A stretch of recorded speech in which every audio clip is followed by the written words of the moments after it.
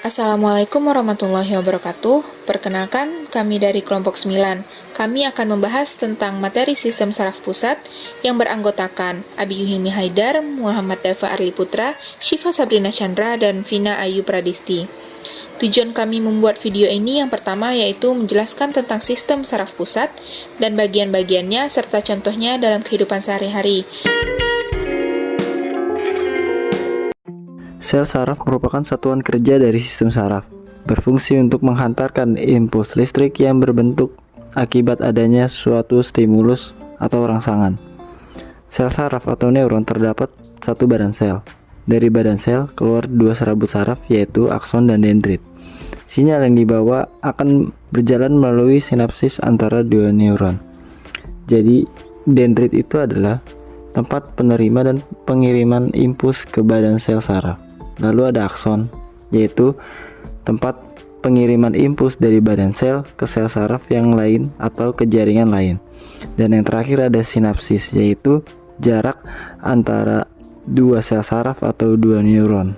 Ada selubung mielin yang membungkus akson, berguna untuk mempercepat pengiriman impuls listrik. Jadi, impuls listrik yang diterima oleh dendrit diteruskan melalui tubuhnya hingga mencapai akson.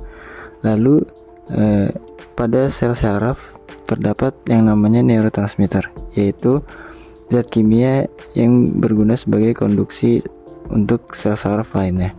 Neurotransmitter ini dilepaskan melalui sinaps, yaitu jarak antara sel saraf lainnya, sehingga menghubungkan listrik ke sel saraf berikutnya.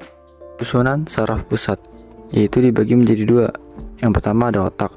Otak dibagi menjadi otak besar atau cerebrum, otak tengah atau brainstem, dan otak kecil atau cerebellum, serta sumsum lanjutan yaitu medula oblongata dan sumsum tulang belakang atau medula spinalis.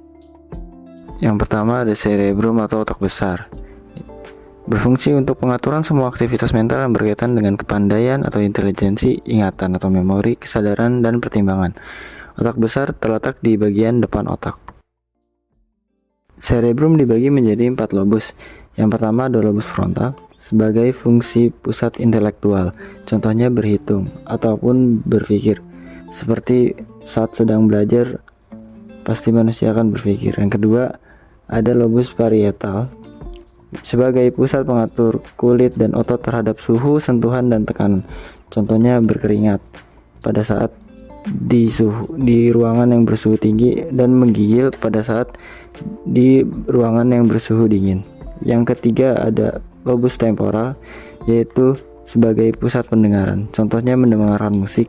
Dan yang keempat ada lobus occipital yang menjadi pusat penglihatan, contohnya pada saat manusia melihat pemandangan.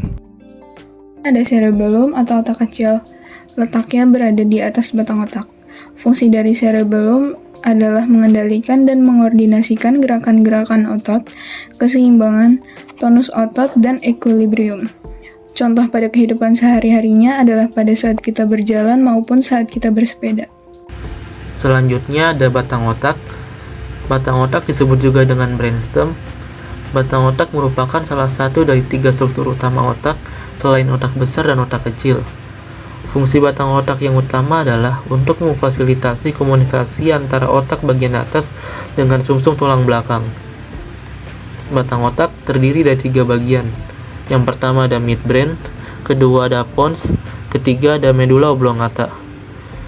Midbrain letaknya berada di bawah talamus, fungsinya untuk mengontrol respon, mempertahankan kesadaran, dan mengatur refleks cahaya pupil. Lalu ada pons, letaknya berada di antara medula oblongata dan midbrain.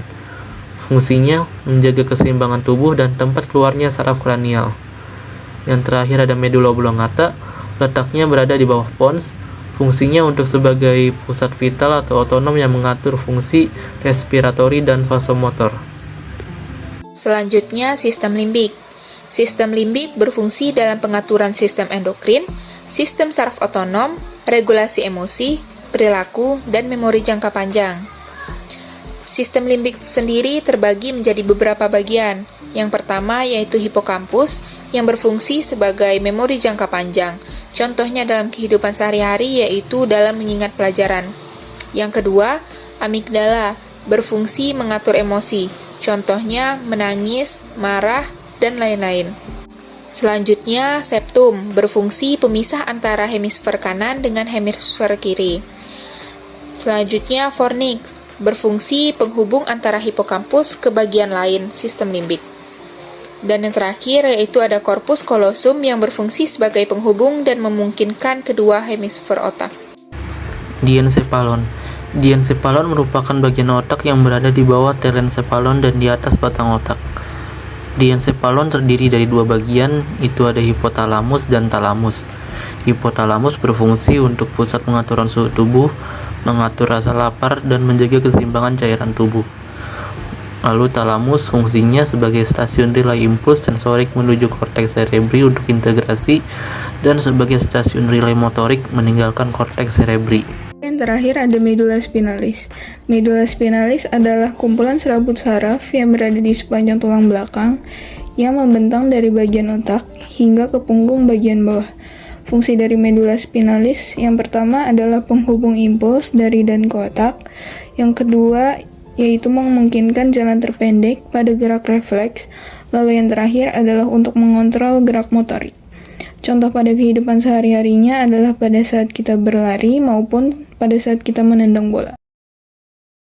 Sekian dari kelompok 9. Semoga materi yang telah kami jelaskan dapat bermanfaat bagi teman-teman semua.